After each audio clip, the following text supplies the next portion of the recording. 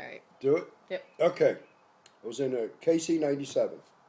That's a four-engine refueling aircraft. It's similar to a B-29, which was a flew in, but it's bigger. It's bigger on the belly. Okay. Four engines. On takeoff, I was sitting on the right side. The plane just came out of the shop. And I believe when we took off, the guy on the left side said, "Number one engine, throwing oil, number one." So he feathered it. We're on takeoff now, full power. So as we're leaving, I'm looking over, I said, "Number four engine, smoke coming out of it." So as we're going up and coming around to bank, to come back into the pattern, number three engine. He ends up feathering number three engine and start coughing and smoking. So we got number two and number four smoking. And here we come around, and then we're coming in, and we're coming in hot and heavy. And when we hit the deck, well, I coughed anyway. When we hit the deck, we came in hard and hot. We didn't have any fuel on. We was on a test flight, and we blew out the right tire, the right set of tires, and we ground looped. The plane went in a frantic thing. Thank God it didn't tumble. We bled off most of the pilot was real good. Captain Haley. Captain Haley. Thank you, Captain. Plane stopped. Everybody out. When I got on the ground, I was cool to that minute. As soon as I hit the ground and walked, I couldn't stand.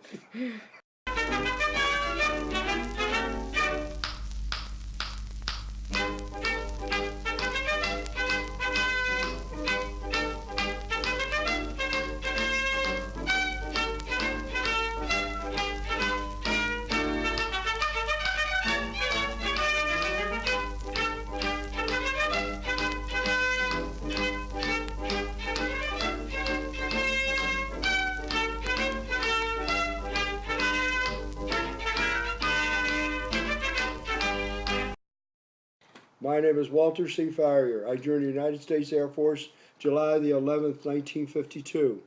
I shipped away 4 days later, I believe, maybe 5, to New York State. I caught a train.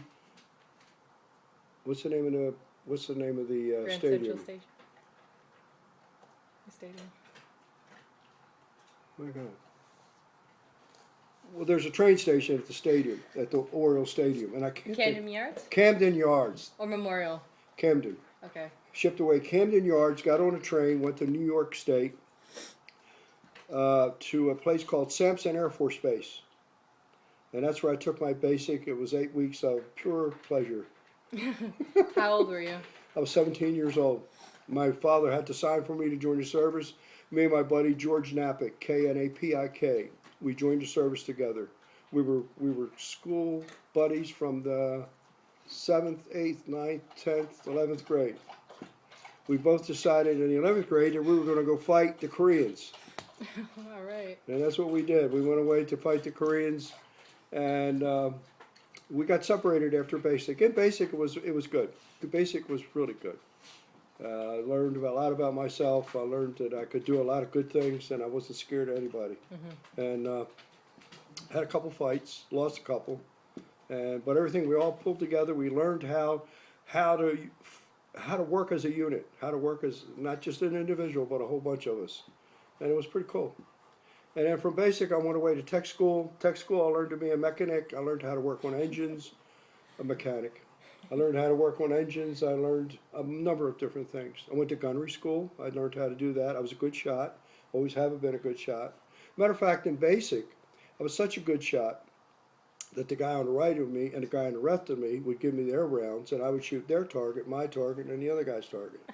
And everybody passed.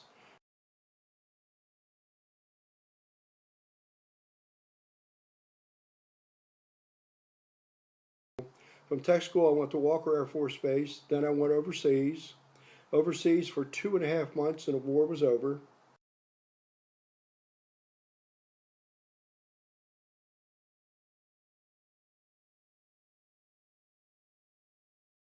And I came back from overseas, back to Walker Air Force Base, went to Chicago, to another tech school.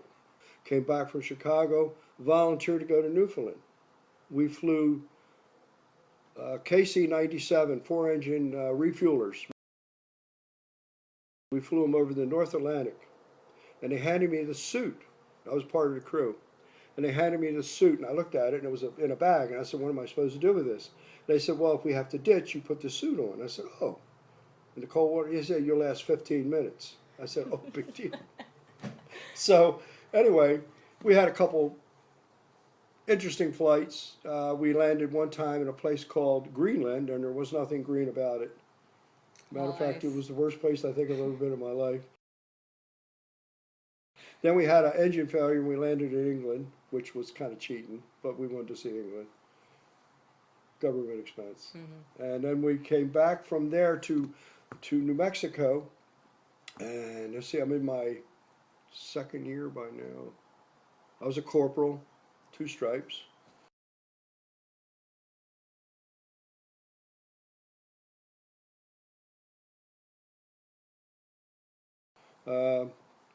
Went from there. Oh, I went to one more tech school. I went to Arizona, Davis Montana Air Force Base, for some updating stuff, and just a couple weeks. And then I came back from there, and then I was transferred from there to California, to Travis Air Force Base, where I was assigned to a heavy bomber squadron, and it was a B-36. It had 6 pusher engines and 4 jet assist engines, okay, and they called it the Big Shadow. And when it took off, you would say 6 turning and 4 burning. It was a wonderful experience.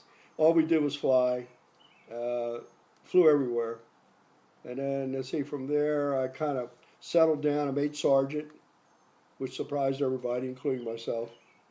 And one day, when I was going down to the plane, they call it the non-commissioned officer in charge, called me over. He says, Farrier. I said, yes, sir. He said, what rank are you? I said, sergeant, sir. He said, why are you wearing 1 stripe? I said, that's a clean pair of fatigues I had. He says, okay, tomorrow when you come to work, whatever stripe you're wearing, that's what you'll be. So I wear sergeant stripes from then on. And I was honorably discharged in 1956, July the 10th. My cousin Don, I forgot about him. I met up with my cousin Don in California. We were I was in the same squadron with him for a while, and then we separated because I was Strategic Air Command bomber. He was Strategic Air Command transport. So we split up. And I was sitting in a hangar one day. We went to breakfast together. I said, what you got today? And he says, I got to fly up and check out a autopilot. He was an instrument man. So he took off. I knew what plane he was going on. It was a C-124 4-engine cargo plane. So I was outside the hangar, and I used to smoke then, and I was taking a cigarette, and I saw the plane taxiing down the runway. I said, there goes Don, and I watched it go into flight mode. It took off, and as it took off, it banked to the right. It banked, it banked, it banked, it banked, and didn't scrum up and went straight down in the wind. And I saw it, and I said, oh my God, I start running. Now this was out about a mile away, and I'm running, and I see guys running on fire, the flames coming off of them, and I got out to the plane, and I couldn't find Don. I thought, oh my God. So as I'm going back, here comes Don. I said, what are you doing here? And he told me that the guy who just reported to the unit, it was a staff sergeant, wanted to take the flight because he was new and took Don's place and died. Yeah, so me and Don went out and got drunk for 3 days.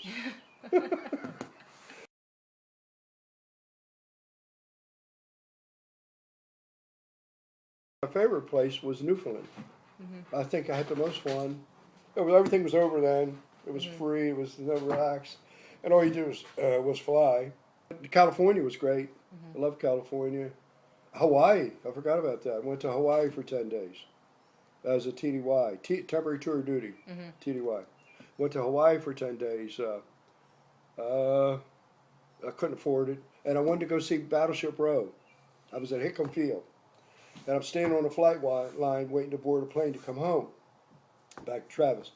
And I'm standing there, and I was talking to this guy who was with me. I said, I wanted to see Battleship Row. He said, you did? He said, yeah. He says, turn around. And I turned around, and here it was. So anyway, I never did get to see it, other than across like that. Don went to Hawaii, too. Yeah. And me and Don had a good time together. We spent the last year of a little over last year, I outranked him. And so I could tell him what to do. And what else? That's it. That's really the service was great. It made a man out of me. When I joined the service, I was 5'7". I weighed 126 pounds, and I had a 30-inch waist. When I got out of the service, I was almost 5'9". I weighed 180 pounds, and I was solid like that. I was mean. Yeah, I was good. I was in good shape. And then I came home, and nobody greeted me. There was no hooray, Fanfare. no nothing. My dad greeted me at the door. I heard him say to me and my cousin Don drove back from California, and when I got home, I heard my father say, "Evelyn, your son's home." And that was it. My dad said to me later, he said, "What's your plans?" I said, "Well, give me a month, maybe a couple, give me some time." He said, "Take all you want." I think a month and a half later, I was working. Yeah.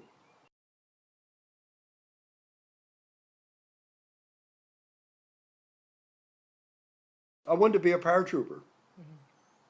A buddy of mine was home. I don't know where I met this guy. It wasn't part of the neighborhood. He showed up one day. I think he was dating one of the girls, and he was a paratrooper. Man, I wanted to be a paratrooper. I just thought that was the greatest. So when I went down to enlist, I went to the recruiting station, and I said I want to be a paratrooper. And the Army sergeant said, "No, you got to join the Army." I said, "You don't understand. I want to be a paratrooper." He says, "You don't understand. You have to join the Army and volunteer for paratroopers." And I looked over, seen the Air Force guy, and I said, "You hire him." He said, "Yeah, come on over here." And I joined the Air Force. Funny thing that happened to me at basic. It was towards the end. We were 8 weeks of basic training, and we were just about towards the end, maybe the last 10 days of basic. And the guy had a piece of candy. I'm 17 years old, right? I said, "Give me some of your candy." He said, "No," and he's unwrapped. I said, "You give me some of that candy. Come on, give me." So he's messing, and all once we looked up, and the sergeant had us. He said, "What are you two talking about?" And I said, "Quit rattling the paper." And he picked up on it real fast. And he says, "I'm not making much noise." He said, "You go in the back, you go in the front, yell to each other." For over an hour, we had to yell that back and forth. But of course, some of our buddies would come up and yell for us, and we'd get a drink of water. So finally, he called the other guy up. I can't remember his name. He called him up, and you had to stand with your toes against the door, and your belly against the door, and your nose against the door, and you had to knock, boom, boom, boom, "Sir!" And he would say, "Who's there?" You say, "Farrier, Walter C., AF 1343-4406, sir."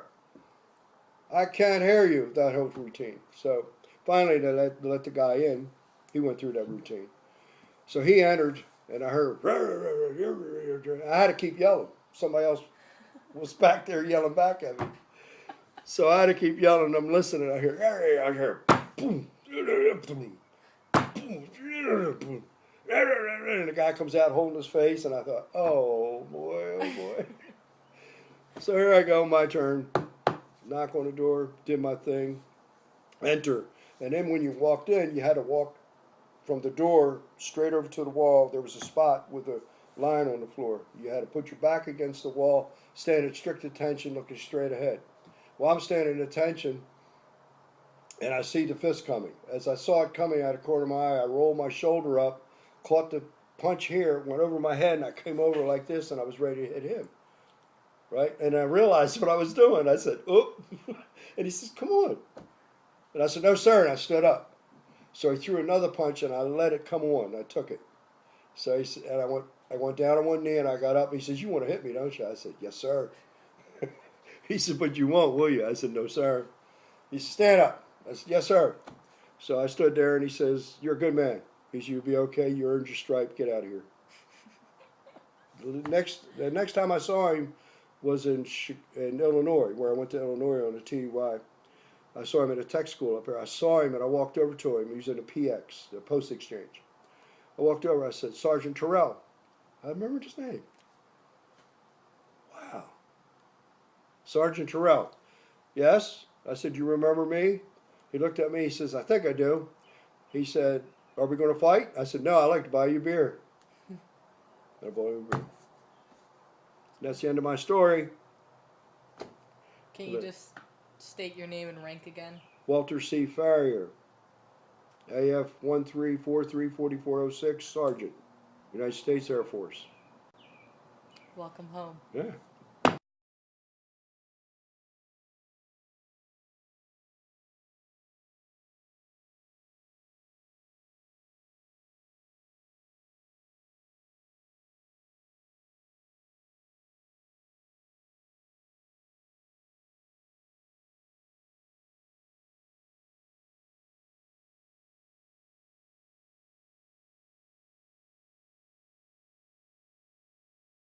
I was walking, and they took all of us in the crew and sent us away to a rest camp up in Newfoundland for 3 or 4 days. And we had anything we wanted. Everything was just neat. And we stayed up there for about 3 days maybe. Yeah, it was on a lake. We had boats. We had guns. We do anything we wanted to do. Drink. Just relax. No TV. That's it. No more. None.